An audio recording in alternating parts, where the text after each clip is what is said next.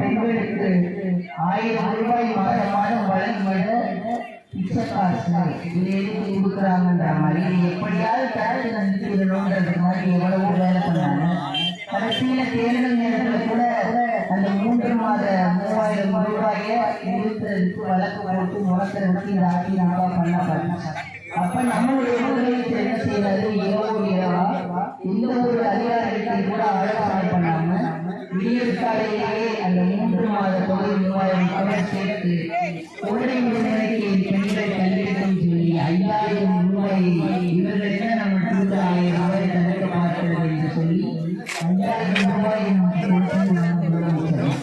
இப்படி இன்னைக்கு கல்வியும் சரி, தொழிலும் சரி, தொழில் முனைவோர்களையும் சரி, தமிழ்நாடு நம்பர் 1 மாநிலமாக இதையெல்லாம் அழிக்கணும் அப்படின்னு நினைச்சா நம்ம இந்த மோடி ஊழலுக்கும் இந்த அடிமை அதிமுகவும் ஓட்டு போடணும்.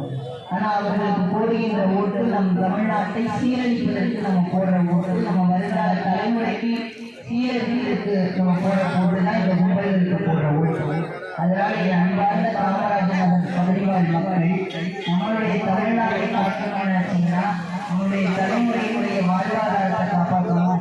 நம்மளுடைய கல்வி, நாகரிகம், பண்பாடு வளர்ச்சியெல்லாம் தொடரணும்னா இது போன்ற கூட்டத்திற்குலாம் நம்மளுடைய மார்க்குகளை போட்டு நம்ம வீணடிக்காம நான் இவ்வளோ இடத்துல அவர் எதுவும் செஞ்சு எதுவுமே பேசலை, மறுபடியும் அவரே தான் மறுபடியும் அவரை போய் உட்கார வச்சுருவீங்க, மறுபடியும் அவர் எதுவும் செஞ்சு எதுவுமே பேச போகிறது, பொதுக்காக எதையும் கொண்டு வர போகிறது.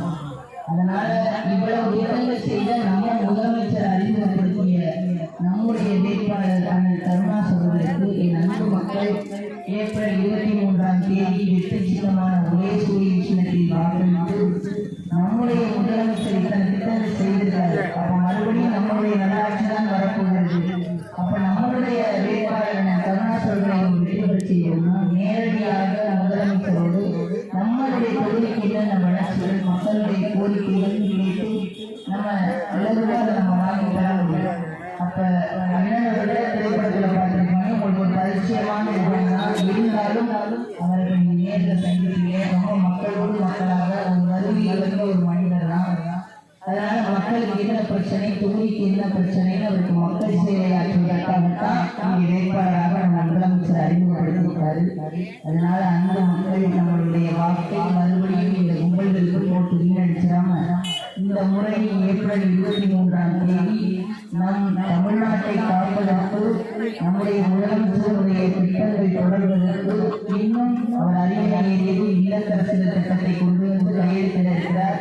அதில் 8000 ரூபாய் மதிப்புள்ள கூப்பன் நமக்கு கொடுப்பாங்க. நம்ம கடைகளுக்கு சென்று அந்த கூப்பனை கொடுத்து இப்போ 10,000 ரூபாய் நீங்கள் பொருள் வாங்க போறீங்கன்னா 2000 ரூபாய் மட்டும் தொகை கொடுத்து நம்ம அந்த கூப்பனையை கொடுத்து 10,000 ரூபாய் பொருள்